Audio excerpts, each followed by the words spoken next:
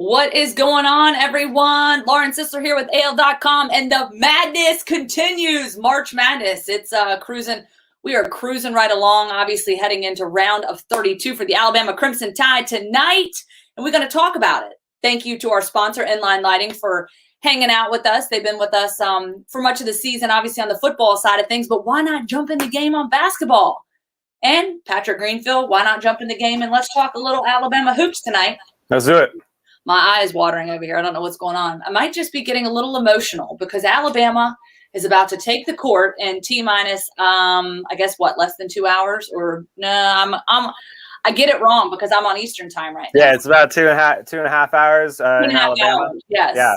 2.5 hours. So, 7:45 on TNT. Alabama defeating Iona in the round, in the first round of the tournament, 68-55, and now their suitor, the number 10 seeded Terps, who coming off a pretty impressive win over 7th seeded UConn. So just your thoughts from watching that game, Patrick. I know you tuned in, and just what are your thoughts about this matchup tonight?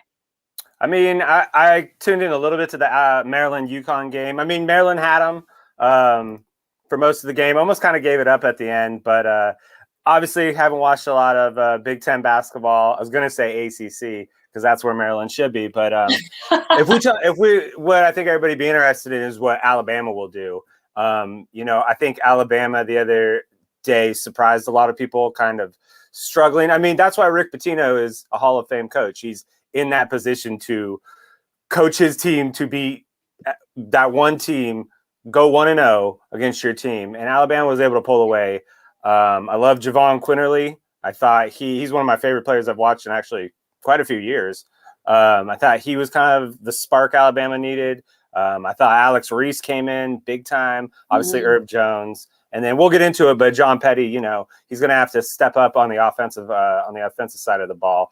But I like Alabama's chances. Like I said, haven't watched Maryland that much, so I'm not really sure what they're going to bring. Well, I definitely think Maryland's a team that has been pretty impressive offensively, and then its defense has continued to play really strong as of late with a lot of toughness. So I think they're definitely going to give Alabama a run for the money, especially on the defensive side of the ball.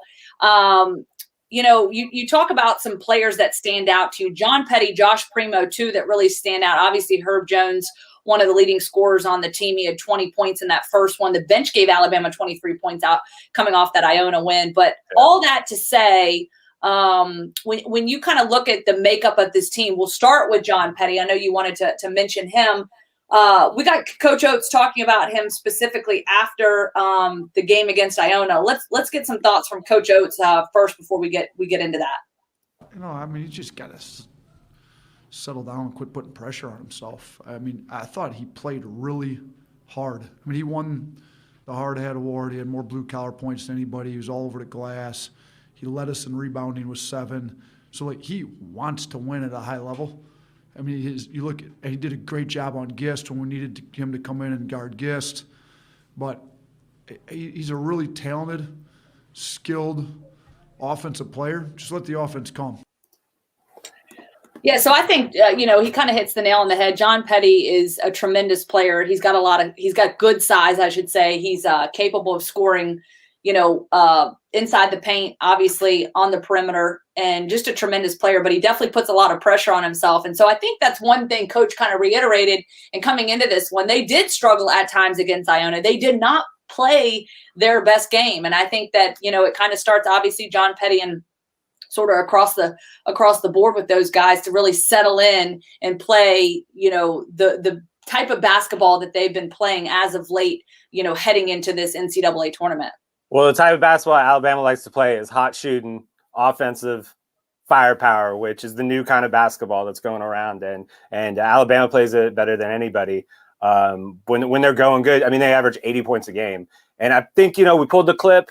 A lot of people wanted to talk about John Petty because he is the 5-star local product. He stayed this extra year. Everybody knows that he's supposed to kind of take the load in an NCAA tournament game. And I wanted to highlight that, yes, he was 3 from 13. What was he from 3-point? He was 1 for 5 from 3-point, but he led the team in rebounds at 7. And then he also led the team in blocks at 2. And then as you saw, and as Nato said, he was killing it on defense as well. So he still brought a winning attitude. I just noticed on Twitter, a lot of people were going off on him. And I think it was just because of that offense. He missed one really easy layup slash dunk, I think everybody saw. And the free throws were off. So I think everybody was just kind of piling on John Petty. But as he said, I pulled this up too. He won the Hard Hat Award. This is from the Alabama Twitter. Men's basketball Twitter after the game. So look for him to have another good game. I don't think he's going to set the world on fire, but that's not what he's supposed to do. He's supposed to play an all-around game, be a leader, be fierce, and you will see him hit a few more 3 points. So more than one. Yeah, no doubt. And then Josh Primo, I know we talked about him a little bit. First of all, I love that name, Josh Primo. Just your overall thoughts on his performance. Again, I know Herb Jones tends to get a lot of praise, just kind of being their leading scorer, but Josh Primo has definitely come into his own and has been playing really good basketball. Well, Josh Primo's great, but he hasn't played since March 12th. He sprained his MCL, and he hasn't participated in full contact practice since that time. So what Michael Casagrande. I'm glad that you caught me on that. I was literally going with Javon Quinterly. I was totally going in a different direction. My bad. No, Javon Quinterly is smooth as I love Javon Quinterly's game. But Josh Primo. My brain was not attaching to the players there. Yes. No, you're good. There's Primo. A lot of J's. There's John Petty. There are a lot of J's. You got that right. Jawan Gary. There's a lot of J's. So, Jaden Shackelford. I know. My bad. Josh Primo. Good. Yeah, give us the update. What's the latest on that? I know Michael Casagrande's been there at the tournament. What's the latest on him with his knee injury? He just has a sprained MCL. He hasn't practiced full contact since March 12th. He did not go through warmups against Iona, but they are hoping, obviously, if Alabama wins, that he will play the winner of UCLA versus, I hate it, Abilene Christian. Yes. That's who the Maryland Alabama winner will play, is the UCLA Abilene Christian. So he's set to play. That game will be on Sunday. So he'll have Wednesday, Thursday, Friday, Saturday to kind of rest that up. I'm not sure if he's going through warm-ups or shoot around.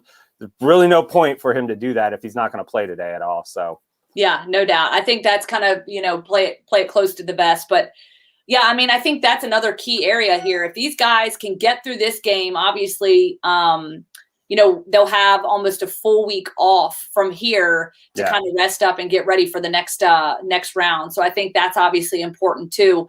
But one thing I want to kind of close up with as we wrap up our conversation, just looking at Alabama and just the ability that they had, I think they really need to come out and shoot well from three. I think that's going to be critical for them. Play good defense. And then we talked about that tempo. And that pace of play, that kind of start-stop pace that they've been playing with has kind of been throwing teams off. So it'd be interesting to see how that plays out against this Maryland team. And lastly, just talking about Nate Oates, and you just see sort of that passion and energy on the sidelines. And it's been a lot of fun watching this basketball team and really them kind of coming into their own. And I want to go back to a tweet that I read the other night after they beat Iona, and it was a Buffalo fan basically saying that he really misses Nate Oates at Buffalo, comparing this Alabama team and this Alabama, I guess this season to the 2018-2019 season. So, certainly it's been a lot of fun to watch, and, year two for Coach Oates would certainly be awesome to see them punch their ticket to the Sweet 16. It would be awesome. And, it's even cooler than that is, and I'm sure Buffalo is great. Obviously the Buffalo Bills fans are crazy. So I'm sure the atmosphere up there in the winter is great, but Nate Oates did it in his second year in the SEC with a class he didn't even recruit. So I think Alabama fans, if you, I know we all love our football down here, but now you can tune in all year long, and shout out to the Alabama baseball team. They wrecked #1 Arkansas the other day. Shout out to the women's, the gymnastics team. They just won the SEC championship. It was like a diver.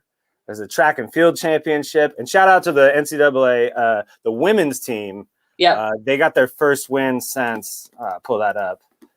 Jordan Lewis. They got a win over UNC 80-71 in round one. So that was over UNC. Jordan Lewis almost had a triple double. So shout out to all the Alabama teams.